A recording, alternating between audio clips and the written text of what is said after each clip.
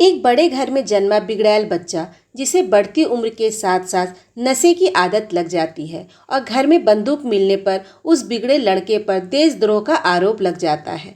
जी हाँ दोस्तों, हम बात कर रहे हैं संजू बाबा यानी संजय दत्त की।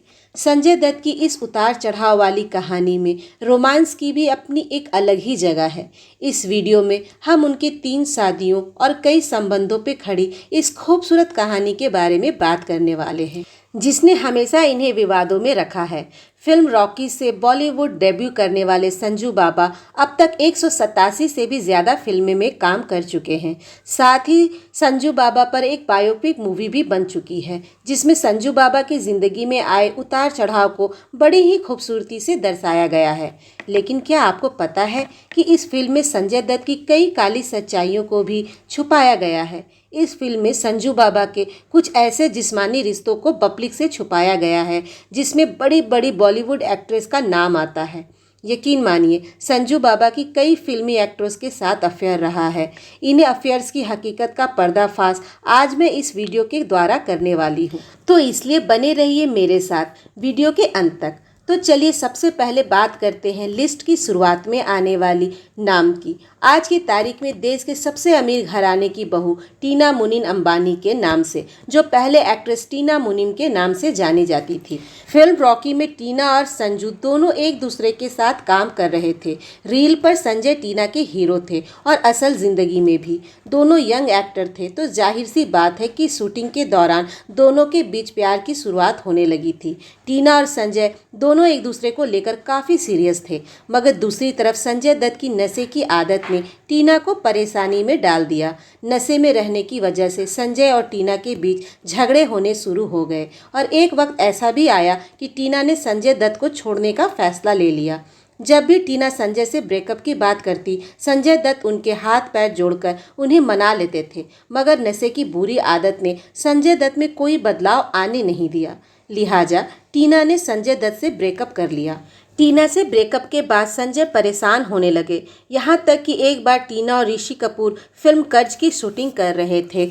उस दौरान दोनों के अफेयर्स की खबरें आने लगी। बस फिर क्या था, संजय अपने दोस्त गुलशन ग्रोवर, जो कि हिंदी फिल्मों में बतौर खलनायक स्टैब्लिश्ड हो चुके थे, उनके साथ ऋषि कपूर के घर पहुंचे, क्योंकि संजय ऋषि के गाल पर थप्पड़ मारना चाहते थे। इत्तेफाक से ऋषि उस दिन घर पर नहीं थे, तो संजय की मुलाकात ऋषि कपूर की वाइफ नीति कपूर से हुई, जहां उन्होंने इस मामले को संभालते हुए संजय से वादा किया कि वो ऋषि कपूर को समझाएंगी।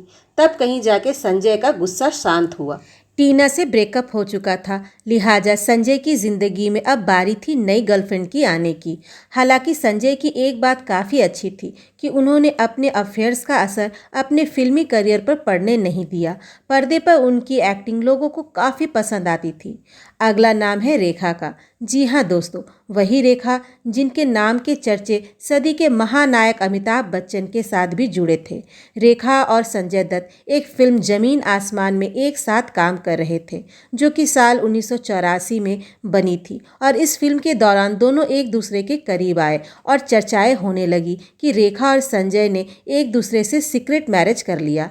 हालांकि ये बात गलत थी। लोग वहां सिर्फ अंदाज़ा लगाते थे, क्योंकि एक्ट्रेस रेखा अपनी मांग में सिंदूर लगाती थी। इसी को देखते हुए लोगों में बातें होने लगी कि रेखा और संजय ने एक दूसरे से शादी कर ली है, जबकि ऐसा कुछ नहीं था।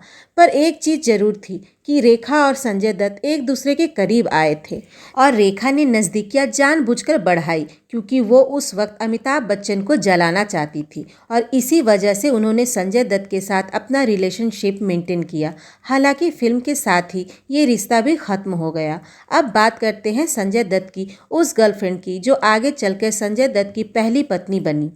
एक फिल्म के मुहूर्त में संजय दत्त और ऋचा शर्मा की मुलाकात हुई, जहां पहली ही नज़र में ऋचा संजय को पसंद आ गई। उसके बाद एक फिल्म मैगजीन में ऋचा की तस्वीर देखकर संजय उनके दीवाने हो गए, और उन्होंने साल 1987 में फिल्म आग ही आग की शूटिंग के दौरान ऋचा को प्रपोज कर दिया। ऋचा के तरफ से कोई जवाब न मिलने पर संजय हर रोज़ ऋचा को फ़ोन करने लगे, ताकि ऋचा की जुबान से वो हाँ बुलवा सके। संजय के इस दीवानेपन से इम्प्रेस होकर ऋचा ने हाँ कर दी और साल 1987 में ही दोनों ने न्यूयॉर्क में शादी कर ली। शादी के बाद संजय की लाइफ स्टैब्लिश्ड हो गई और साल 1979 में वो एक प्यारी सी बच्ची के पिता भी बन गए जिसका नाम है त्रिशला दत्त। मगर संजय की लाइफ में अभी एक फिल्मी मोड़ आना बाकी था और वो था ऋचा का ब्रेन ट्यूमर। एक तरफ अमेरिका में ऋचा का इलाज चल रहा था तो दूसरी तरफ इंडिया में संजय फिल्मों में बिजी थे। तभी साल 1991 में संजय और माधुरी दीक्षित की फिल्म साजन की शूटिंग होने लगी। उसी दौरान दोनों के बीच प्यार होना शुरू हो गया और देखते ही देखते दोनों एक दूसरे के लिए सीरियस हो गए। दोनों की रियल केमिस्ट्री लोगों को काफ़ी पसंद आने लगी और ये जोड़ी सिनेमा के पर्दे पर हिट हो गई। इसी दौरान माधुरी दीक्षित और संजय दत्त एक दूसरे से बेहद प्यार करने लगे, इसलिए दोनों चाहते थे कि उनकी शादी जल्द से जल्द हो जाए। लेकिन माधुरी दीक्षित के पिता इस शादी के खिलाफ थे। वो संजय दत्त को बिल्कुल भी पसंद नहीं करते थे। उनका कहना था कि संजय दत्त पहले से ही शादीशुदा हैं और उनकी एक बेटी भी है। उसके बाद 1993 में मुंबई ब्लास्ट केस हुआ जिसमें संजय दत्त का नाम भी सामने आया और उसके बाद ही माधुरी दीक्षित ने संजय दत्त से अपने सारे रिश्ते हमेशा हमेशा के लिए खत्म कर दिए।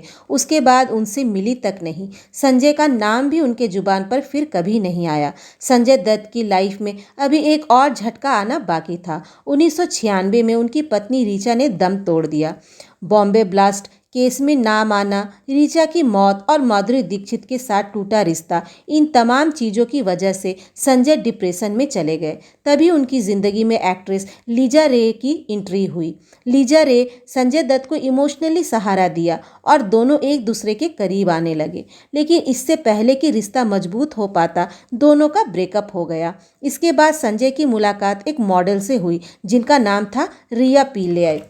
साल 1998 में दोनों ने शादी कर ली। हालांकि शादी के बाद भी संजय दत्त के कई अफेयर्स रहे और उनकी इसी आदत की वजह से साल 2005 में रिया से उनका तलाक हो गया। इसके बाद संजय दत्त की लाइफ में नाडिया दुरानी भी आई, लेकिन तभी संजय दत्त की मुलाकात दिल नवाज शेख से होने लगी। कहा जाता है कि जब संजू बाबा नादिया को डेट कर रहे थे तब उनकी मुलाकात जूनियर आर्टिस्ट दिल नवाज शेख से हुई और धीरे धीरे दिल नवाज संजय के दिल में बस गई।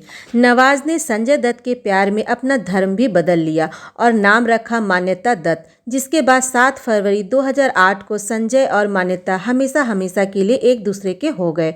शादी के बाद दोनों जुड़वा बच्चे सेहरान दत्त और इकरा दत्त के माता पिता बने। एक बार संजय दत्त ने अपने एक इंटरव्यू में मान्यता की तारीफ करते हुए कहा था कि मान्यता मेरी बेटर हाफ नहीं है बल्कि वो मेरी ताकत है। मैं जब भी नीचे गिरा हूँ उसने हमेशा मेरा साथ दिया है। हालांकि शादी के बाद संजय दत्त का नाम एक्ट्रेस कंगना रनावत के साथ भी जुड़ा, लेकिन ये एक सिर्फ अफवाह थी। तो दोस्तों, ये थी संजय दत्त के अफेयर्स और उनके आशिक मिजाज की कहानी, जो कि बिल्कुल फिल्मी स्टोरी की तरह ही थी। फिलहाल दोस्तों, इस वीडियो में बस इतना ही। मिलती हूँ आपसे अगली ऐसे ही इंटरेस्टिंग वीडियो के साथ। तब तक के लिए अपना ख्याल रखना।